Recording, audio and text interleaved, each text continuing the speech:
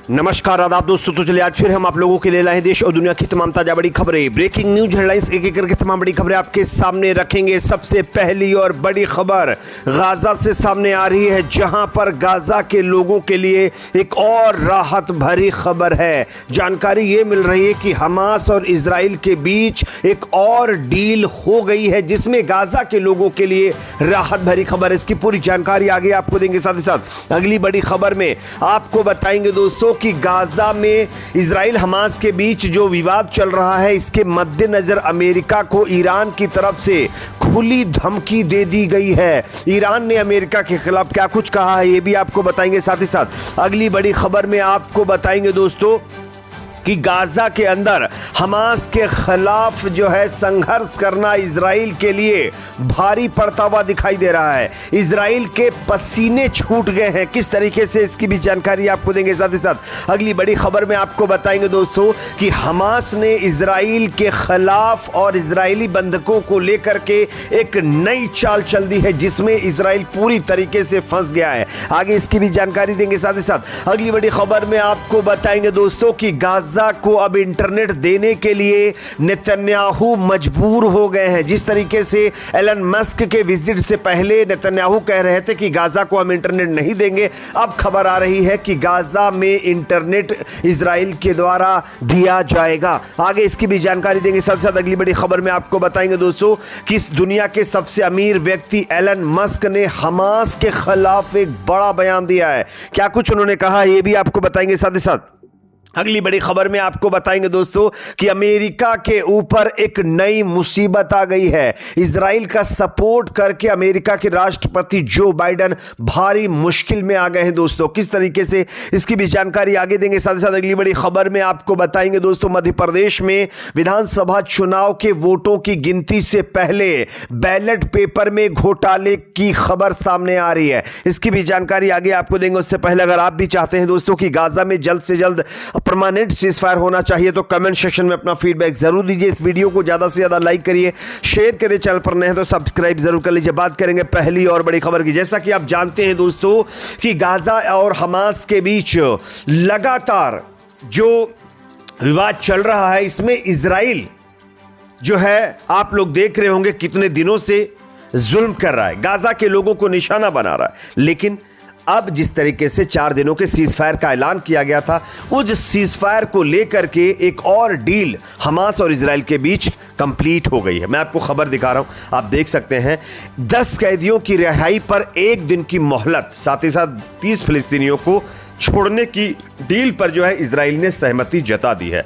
Israeli PM Benjamin Netanyahu की तरफ से यह साफ तौर पर बताया गया है कि हमास की तरफ से एक प्रपोजल आया था 2 दिन की और जो है सीजफायर का, जिसमें हर दिन हमास 10 हमारे इजरायली बंधकों को छोड़ेगा, जिसमें 30 हम फिलिस्तीनी कैदियों को छोड़ेंगे। साथ ही साथ डेली सीजफायर भी जारी रहेगा। तो ये अपने आप में दोस्तों हमास के लिए भी और गाजा के लोगों के लिए एक अच्छी खबर है, क्योंकि 2 दिन की अगर और मोहलत मिल जाएगी तो तमाम जो है फ्यूल भी गाजा के अंदर पहुंच जाएगा, खाने पीने की चीज़ें भी पहुंच जाएंगी, और जो रोज़मर्रा से जुड़ी हुई ज़रूरत की चीज़ें हैं वो भी गाजा के अंदर ह्यूमैनिटेरियन एड के ज़रिए पहुंचेंगे, जिससे गाजा के लोगों को राहत मिल सकती है। अगली खबर की बात करेंगे दोस्तों जो कि सामने आ रही है। गाजा से दूर रहे अमेरिका, जो बाइडेन को ईरान के राष्ट्रपति इब्राहिम राइसी ने दी बहुत बड़ी धमकी। आप इस खबर को देखिए। इजराइल और हमास जो है बैटल को लेकर अमेरिका और ईरान के बीच तनाव बढ़ता जा रहा है।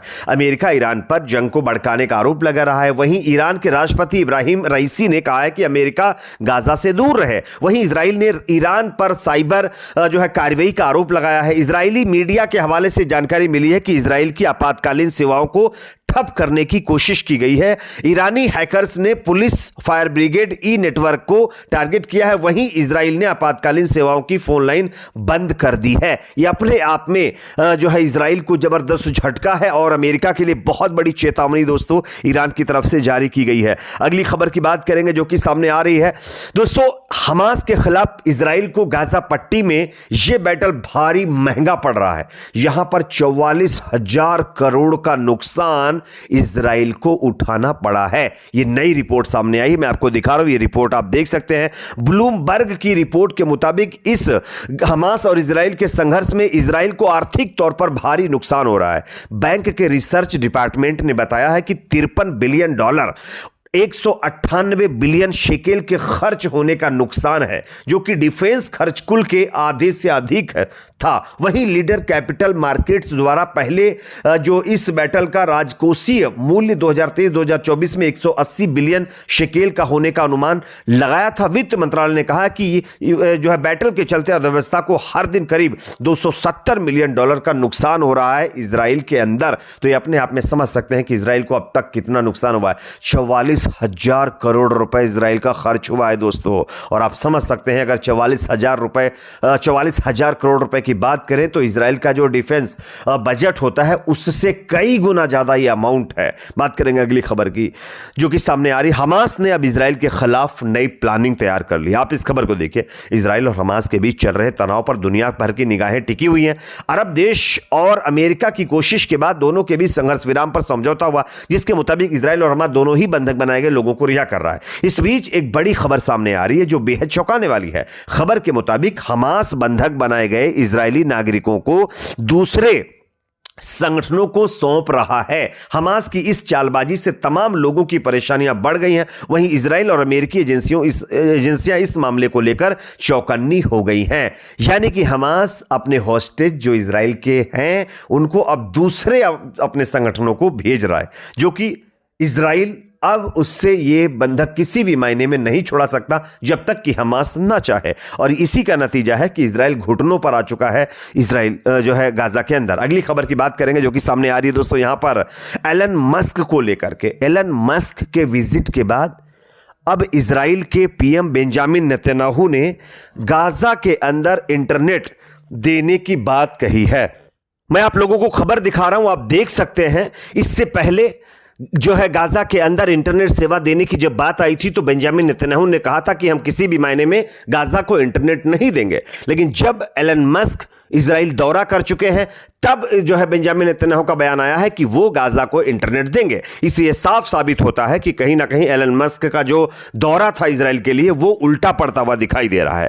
अगली खबर की बात करेंगे जो कि सामने आ रही है एलन मस्क को लेकर के ही। एलन मस्क ने अब इजराइल के साथ अपनी सहमति जताई है हमास को मिटाने को लेकर के। मैं आपको खबर दिखा रहा हूं, आप देख सकते हैं। एलन मस्क ने हमास को नष्ट करने के बारे में नेतन्याहू से अपनी सहमति जताई है। एलन मस्क ने कहा है कि अगर आप हमास को खत्म करना चाहते हैं तो आप कर सकते हैं, इसमें कोई प्रॉब्लम नहीं है। बात करेंगे अगली खबर की जो कि सामने आ रही है। अमेरिका एक भारी मुश्किल में आ गया है दोस्तों। आप इस खबर को देखिए। व्हाइट हाउस के पूर्व चिकित्सक का दावा, जो बाइडेन की तबीयत ज्यादा खराब, अमेरिका पर गहरा संकट। दरअसल जो बाइडेन जब से इजराइल का सपोर्ट किया है इन्होंने गाजा के अंदर, गाजा के लोगों के खिलाफ जो है कार्रवाई में, तब से लगातार उनकी तबीयत बिगड़ती जा रही है। और अब उनके ही एक चिकित्सक का कहना है कि बाइडेन की तबीयत बहुत खराब है और ये जो उनका हेल्थ मतलब जो है एक तरीके से अपडेट है वो और भी ज्यादा खराब हो सकता है, जिससे अमेरिका एक बहुत बड़ी मुश्किल में आ सकता है। अगली खबर की बात करेंगे जो कि मध्य प्रदेश से आ रही है, जहां पर बालाघाट में मतगणना से पहले पोस्टल बैलेट में गड़बड़ी की खबर सामने आ रही है। इसका वीडियो भी वायरल हो गया जो मैं आपको दिखा रहा हूं, आप देख सकते हैं। चुनाव में काउंटिंग से पहले किस तरीके से बैलेट पेपर की गिनती एक बंद कमरे में की जा रही है, ये वीडियो आप देख सकते हैं। इस पर आपकी क्या राय कमेंट सेक्शन में जरूर बताएं। वीडियो को लाइक शेयर, चैनल को सब्सक्राइब जरूर करें।